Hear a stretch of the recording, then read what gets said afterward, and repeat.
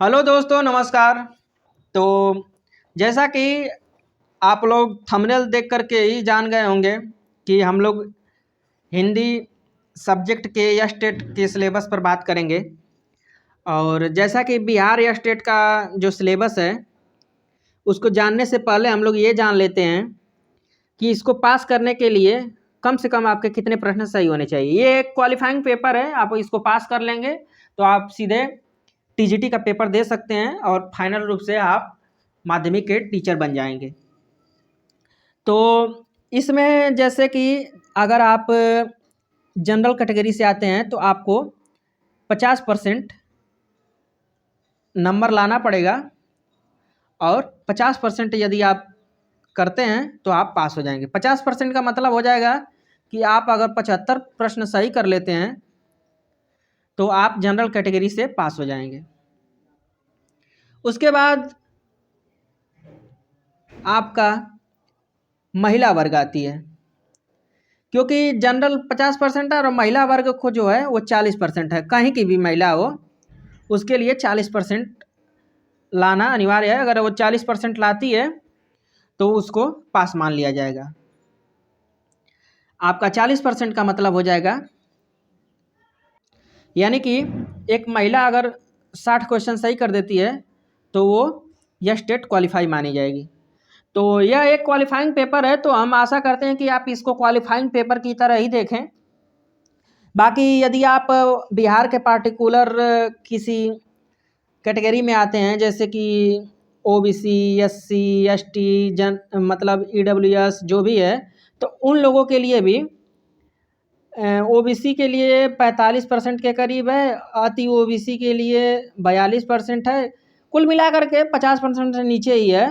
तो आप लोगों के पास मतलब, और एससी के लिए 40% है। तो यही क्वालिफिकेशन है। तो आप लोगों से आशा करते हैं कि आप लोग ये क्वालिफिकेशन क्लियर कर लेंगे। क्वालिफाई करके आप फाइनली एग्ज़ाम में अपीयर होंगे। तो आइए हम लोग सिलेबस को देख लेते हैं, क्योंकि हम लोग सिलेबस ही देखने आए हैं। तो जैसा कि जो हिंदी से होगा पेपर वो 100 मार्क का होगा। 100 मार्क का 100 क्वेश्चन आएंगे, जिसमें आपके संधि से प्रश्न रहेंगे, समास से रहेंगे, संक्षेपण से रहेंगे, उसके बाद पारिभाषिक एवं तकनीकी शब्दावलियाँ से रहेंगे, उसके बाद उदाहरणों के व्यवहारित वाक्यों की शब्दों की पहचान से रहेंगे, मुहावरे एवं लोकोक्तियाँ, वाक्य प्रयोग, वाक्य शुद्धि, पदबंध, वाच्य एवं उसके भेद, वाक्य प्रकार, शब्द शक्ति, अभिधा लक्षणा व्यंजना, अलंकार। अलंकार में भी ये सरकारी रिजल्ट से हम लोगों ने इस सिलेबस को डाउनलोड किया है। अलंकार में आपके उपमा अलंकार, रूपक अलंकार, उत्प्रेक्षा, विरोधाभास, उसके बाद छंद रहेगा, छंद में वर्णिक छंद, काव्य गुण रहेगा, रस रहेगा। इस तरह से आपके पूरे व्याकरण के सिलेबस लगे हुए हैं। तो आप लोग इस पे ध्यान दे करके, और आपके सामने 100 अंकों का ये पेपर होगा, तो आप लोग अच्छे से इस पेपर को सॉल्व करिए और बढ़िया नंबर लाने का प्रयास करिए। बाकी आगे देख लेते हैं जो 50 प्रश्न हमारे आर्ट ऑफ टीचिंग और अदर स्किल्स से रहेंगे। ये यूनिट सेकंड में पेपर आपका एक ही टाइम पर होगा, तो उसमें आपके जो आर्ट ऑफ टीचिंग से रहेंगे वो 30 क्वेश्चन रहेंगे, और अदर स्किल्स जो रहेगा वो आपका 20 क्वेश्चन रहेगा। तो आर्ट ऑफ टीचिंग का जो सिलेबस है वो देख लीजिए। टीचिंग एंड लर्निंग से क्वेश्चन रहेगा।